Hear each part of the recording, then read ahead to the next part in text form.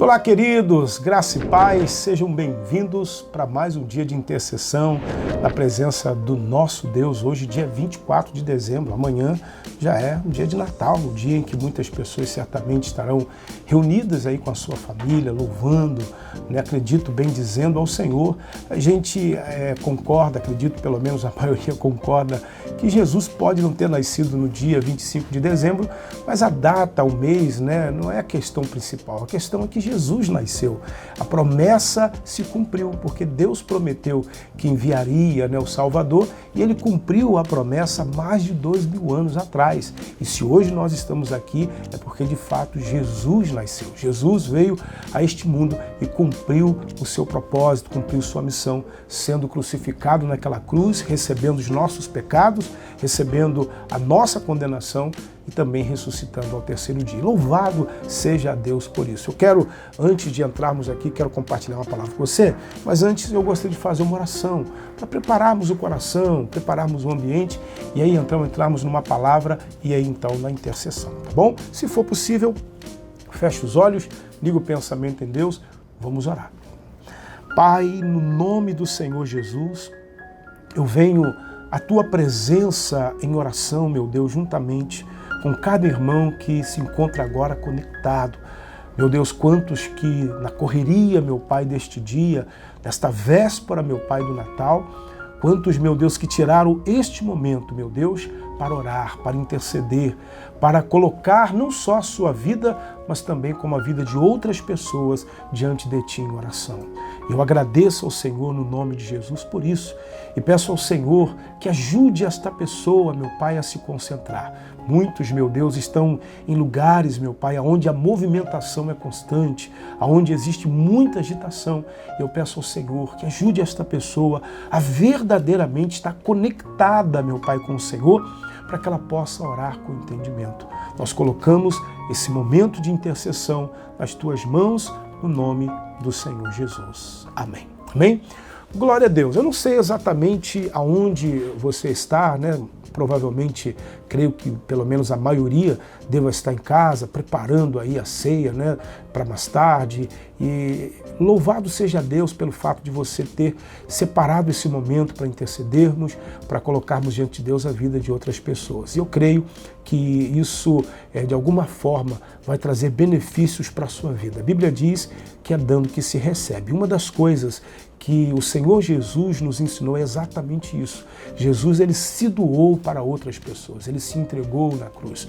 Todo o tempo que Ele esteve aqui, Ele abriu mão de coisas que muitas pessoas até matariam para ter.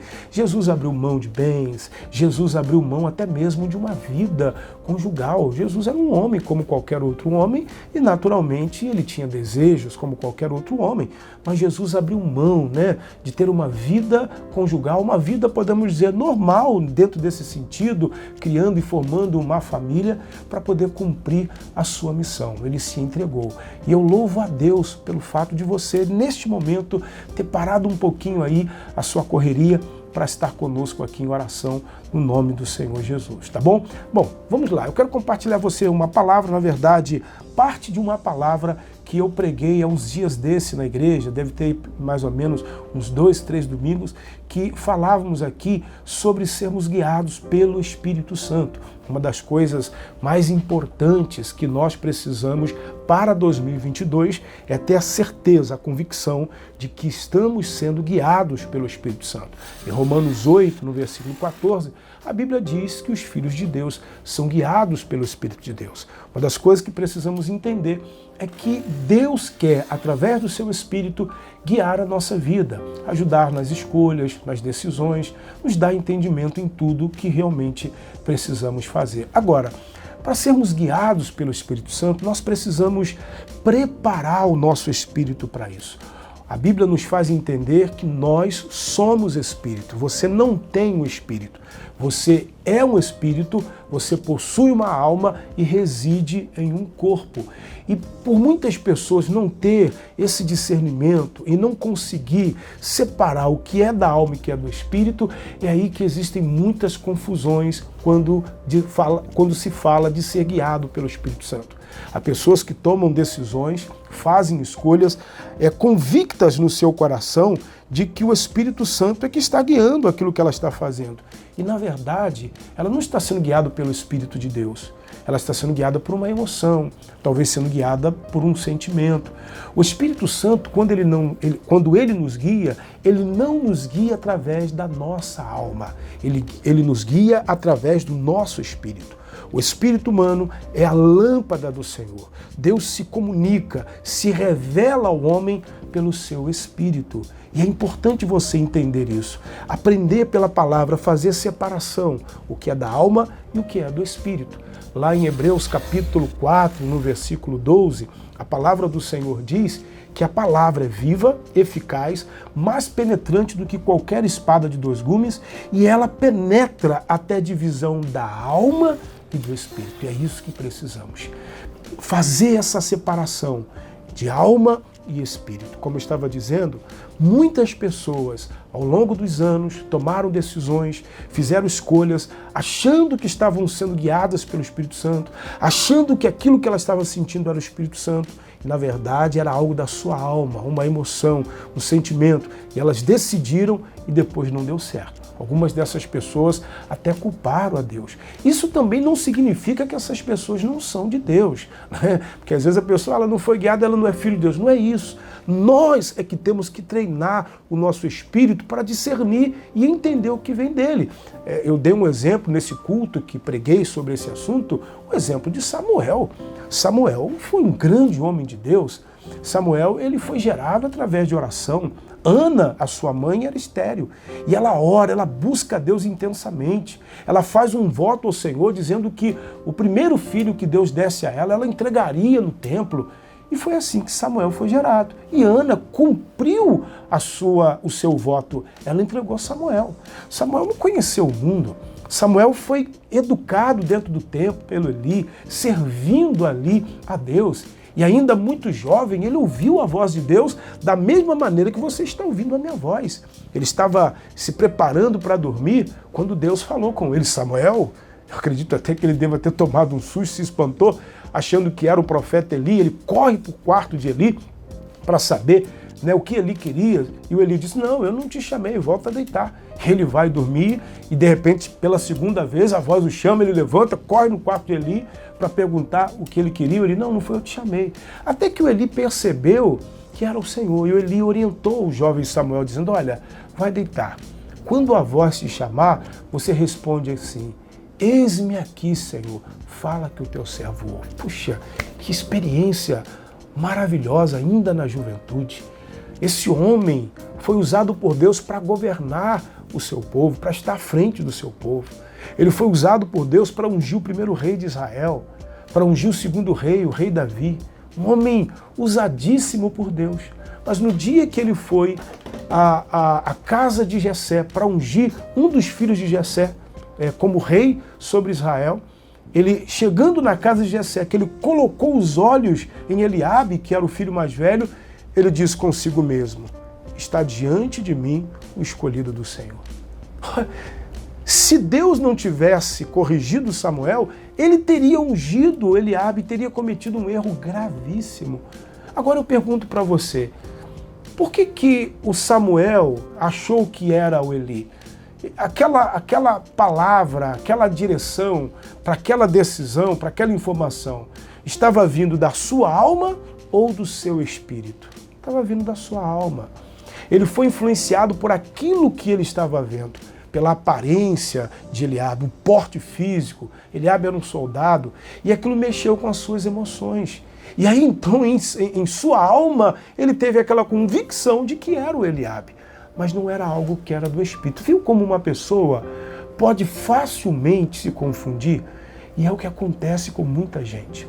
Tem muita gente que às vezes ela recebe algo, uma emoção muito grande através de algo que ela viu, ou até mesmo de algo que ela ouviu, né? Não propriamente da palavra de Deus, e aquilo que ela viu ou ouviu mexeu com os sentimentos, né? Mexeu com as emoções, e aquilo ela ficou tão emotiva que ela, não, é isso mesmo que eu vou fazer. Tem gente que vendeu sua casa assim, tem gente que mudou de cidade assim, mudou de igreja, tem gente que investiu todos os seus recursos em algo. e perderam tudo. Mas essas pessoas estavam convictas, mas era uma convicção gerada por uma emoção. E elas tomaram a decisão até acreditando que era Deus, mas não era. Deus nos guia pelo nosso espírito. Como eu disse, a Bíblia diz que o espírito é a lâmpada do Senhor. Bom, depois você assiste o culto, ele está aí, no canal da igreja, você vai encontrar esse culto. Mas a questão é, como treinar o nosso espírito então? Já comentamos aqui que precisamos preparar o nosso espírito para ser guiado por Deus, para discernirmos o que realmente é a voz do Senhor e o que não é. Tem pessoas, como eu disse, que elas são enganadas por sinais. Tem até um texto lá do livro dos Reis, no capítulo 19, quando o profeta Elias, vai ao monte, é levado ao monte, ali no monte, lá ele se esconde na caverna, passa um vendaval, fogo, aquela coisa, e Deus não estava naquelas coisas, naqueles sinais. De repente veio a voz e era Deus falando com ele. Nós precisamos realmente de discernimento. Como fazer? E eu quero compartilhar com você aqui rapidinho um versículo que eu julgo importante e eu entendo que, para mim, é o primeiro passo para treinar o nosso espírito para ser guiado por Deus. Em Josué, no capítulo 3, no versículo 5, diz assim, disse Josué também ao povo, santificai-vos, porque amanhã fará o Senhor maravilhas no meio de vós. Josué, como vocês sabem, foi o sucessor de Moisés. Deus levantou Josué num momento muito difícil para o povo de Israel. Moisés era morto e Deus se revelava, falava ao povo através de Moisés. Moisés foi um sacerdote, Moisés foi um profeta, Moisés foi um líder, Moisés foi um guia. Deus usou Moisés poderosamente. Agora esse homem morreu. Deus se revela a Josué, dizendo para Josué que seria com ele, da mesma forma que foi com Moisés. Que aonde ele colocasse a planta dos seus pés, aquele lugar seria dele. Que ele deveria meditar na sua palavra dia e noite. Depois de todas as informações que ele recebeu de Deus, Josué ele toma uma decisão importante. Ele reúne o povo e diz, olha, vamos nos santificar hoje. E amanhã o Senhor fará maravilhas no meio de vós.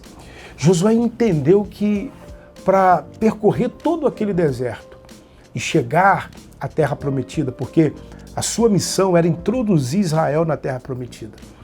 Ele entendeu que para isso ele precisaria realmente ter um espírito sensível à voz de Deus, para ser guiado pelo Senhor durante todo o deserto, nas batalhas, nos obstáculos que ele encontraria.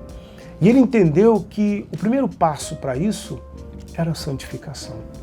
Por isso que ele propõe ao povo, santificai-vos hoje, e amanhã fará o Senhor maravilhas no meio de vós.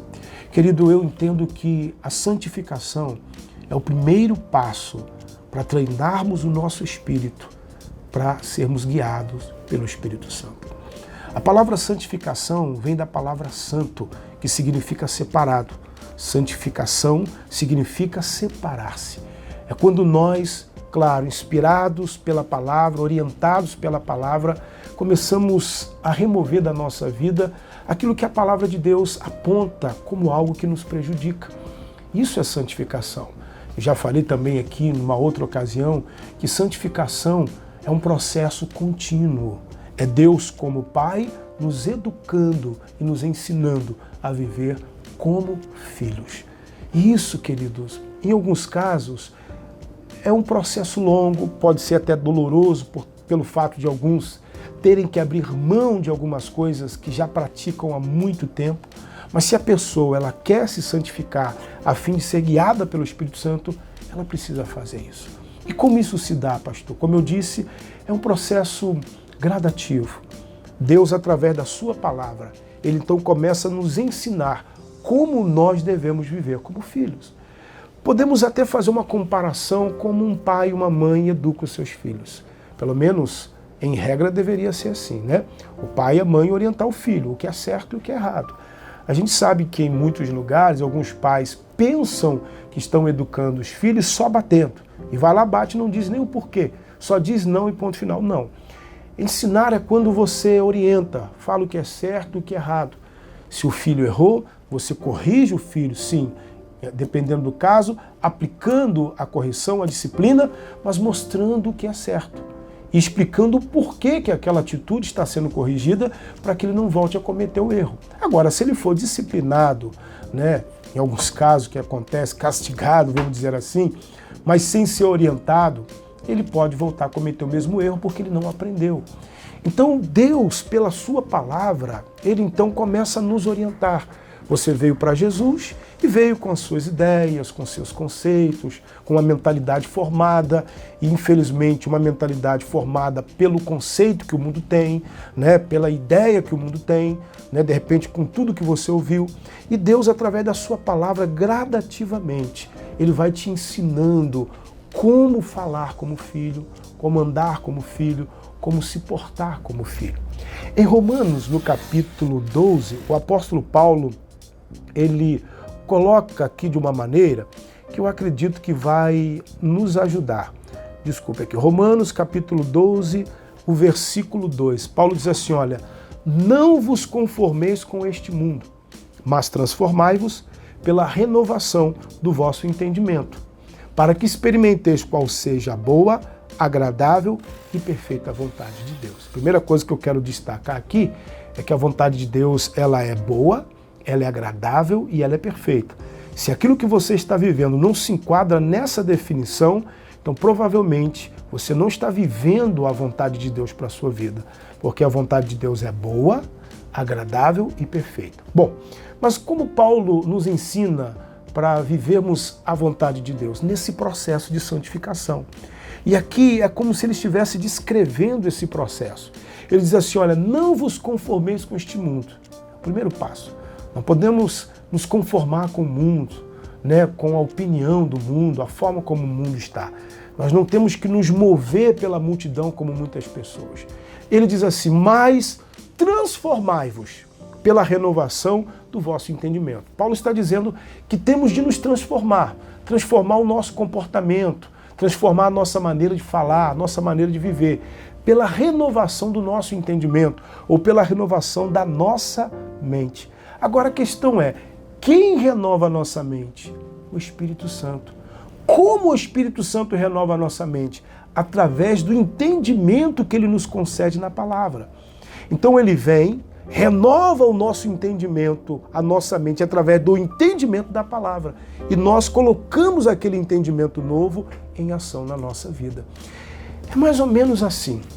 Você tem um pensamento acerca de algo e o seu comportamento é baseado no seu pensamento, né? É inspirado no seu pensamento. Você age exatamente como você pensa. Até que um dia, em um culto, em algum lugar, Deus usa ali o pregador, a pregadora, para poder trazer um entendimento para você, baseado na palavra. Não é nada fantasioso, na palavra, inspirado na palavra. E aquilo vem, fala ao seu coração, e você entende pela palavra que foi pregada que aquele seu comportamento está errado. Você entende que aquele comportamento entristece a Deus. Em alguns casos, até fere a santidade de Deus. Naquele momento, então, até aquele momento você achava que aquilo era normal, que não tinha problema nenhum, tá tudo bem, todo mundo faz isso. Mas agora, depois de ter ouvido a palavra, você entendeu que não é assim, que aquilo entristece a Deus. Aí, depois que a sua mente, o seu entendimento foi renovado por essa informação, você então se transforma. Essa é uma atitude tua, não dele. É você que tem que transformar suas ações. A parte do Espírito Santo é trazer a informação correta para moldar a sua mente, para transformar a sua mentalidade. E uma vez que você é convencido pelo Espírito Santo que essa atitude que você estava tendo até aquele momento e que você achava que era normal é uma atitude errada, aí você tem que transformar a sua atitude, transformar a sua vida, o seu comportamento, mudar aquela situação. Deixa eu dar um exemplo aqui de um casal que eu atendi já há algum tempo aqui na igreja. Provavelmente esse casal esteja até participando da intercessão. Congregam aqui conosco. Eu tenho certeza que eles vão saber que eu estou contando esse testemunho deles, porque é um testemunho. Esse casal, quando veio, esse casal não era casado. Moravam juntos já há um bom tempo, mas não eram casados. E um dia, eles, numa palavra, eles ouviram uma palavra, vieram conversar comigo por conta de algumas situações que eles estavam enfrentando. E aí então surgiu esse assunto. E eles colocaram, né, que eles não eram casados no papel, mas que alguém havia dito para eles em algum lugar que não tinha problema nenhum, que casado com fé, ou melhor, que juntos com fé, ou unidos com fé, que casado é. Usaram uma expressão mais ou menos assim. E ele até, o irmão, comentou isso comigo. Não, uma pessoa falou isso comigo, que unidos com fé, ou juntos com fé, casado é. E eu falei para eles que não, de que aquilo ali, no caso dos dois, que não tinham outro casamento, eram solteiros, vamos dizer assim, que se tratava de fornicação. E a Bíblia fala de fornicação. E ali dentro da palavra procurei orientar.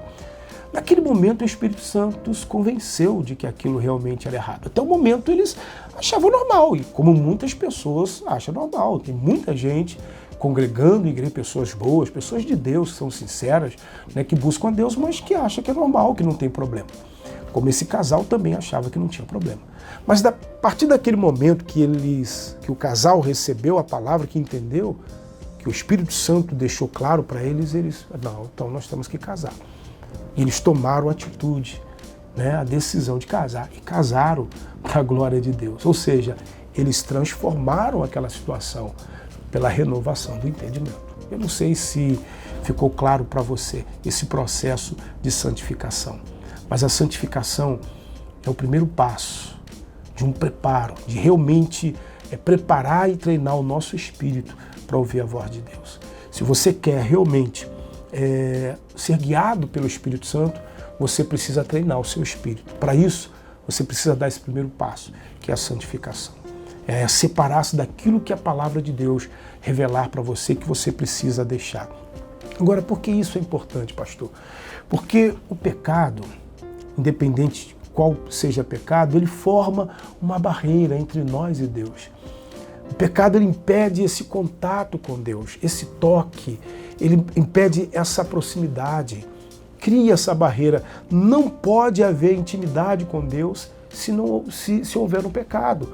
Ele te distancia e impede você de ouvir. Como você será guiado pelo Espírito Santo se você não consegue ouvir a voz dele? Se você não consegue sentir, ter comunhão com ele?